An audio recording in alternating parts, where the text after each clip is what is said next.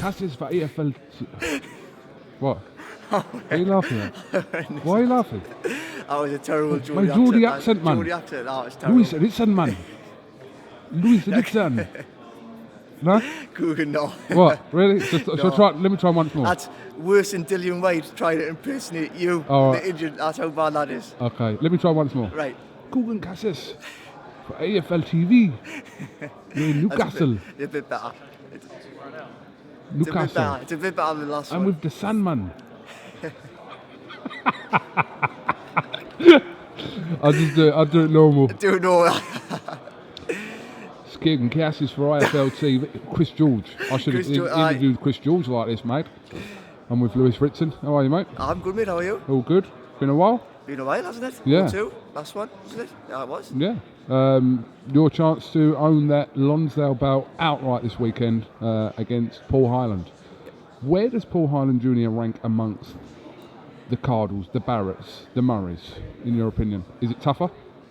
I think it's just as tough as Cardle. I think, you know, if you go on paper, Cardle's probably had the tougher fights than Paul. But Paul's a bit fresher, isn't he? So, you know, I would probably have them level pegging, to be fair. Talking to Paul Hyland Jr. there, he believes that you and your team are sort of underestimating him going into this fight on Saturday night. No, we haven't underestimated him at all. You know, we've trained well and it'll be a good tough fight. I'm looking forward to it. We'll see what he brings to the table.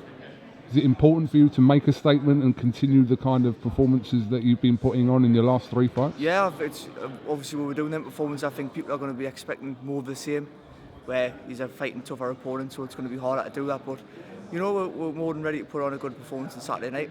If you are successful on Saturday, is it a plan to move away from the British scene after this? Yeah, I think so. Whatever Eddie brings to the table, I know Eddie's mentioned we'll win the British this fight, then we could move on to the European or intercontinental or international titles, something like that. So it's just whatever Eddie brings to the table, and we'll accept it, and that's what we'll fight for. It's interesting to learn that, just over a year ago, that you were considering quitting the sport. Is that true? Yeah, it was true. I had handed in 2 CVs as factory work. Luckily, they didn't get back to us. What factory was it? It was a local bleach factory. Bleach factory? Yes, that's obviously my girlfriend got pregnant and I was broke at the time, I had nothing to my name, and originally I was meant to fight Barrett on Steffi Bull's show, and he kept postponing it and putting it back, and obviously my girlfriend was getting more and more, and I had no money at all, and I thought I'm going to have to get something to get money. And luckily Eddie Hearn come and bought the fight before the bleach factory got back. That was around this time last year, was it? Yeah, it was. Yeah. Aye. So we all laugh about it now, but I could have been in that bleach factory now. I'm interested to know what you'd been doing in that bleach factory. Is it packing bleach? Just packing bleach? Yes. Okay. Not testing bleach. No, just packing it. Wrapping it up, packing it, bleach. and then away. But you would have had free bleach for life. Maybe, yes. You would have done. But you decided to carry on with your professional boxing career. Yeah. Do you know, thank God I know. It was fair play to my father. There was loads of times I'd walk in that gym saying, "See you later, father, I'm off." Yeah. And he literally kept us in there. Something will come.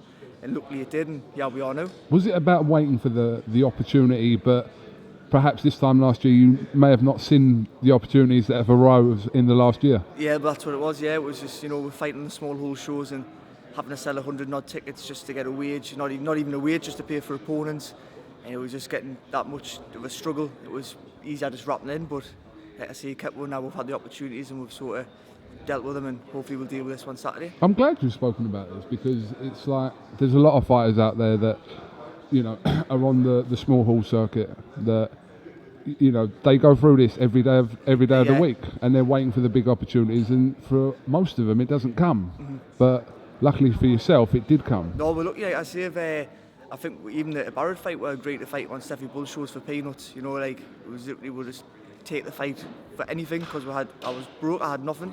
Luckily Eddie Hearn come in and put a bit more money in, and Steffi Bull agreed to put on the Anthony Crolla and Ricky Burns bill, and it just shot off since there. Well, like I said, it's an interesting, because you're not talking about like 5-10 years ago, you're talking about last year, like a year ago. So, do you know what I would do? Yes. This is what I would do if I was you. I'd go back to the Bleach company and ask them if they want to sponsor you, and stick their sponsor right underneath the stand, man. I would. That's what I'd do, because then you remember exactly where. This is no offence to my mates, right? Because some of my mates, it's like tartan and that, right? And I'm a qualified electrician by trade. right? Exactly, yeah. Okay. And out of all my mates, are thick as mince, and I'm actually quite not intelligent, but and they never even got back to us, you know. And I was just thinking, out of everybody that ever got back to, it had to be me.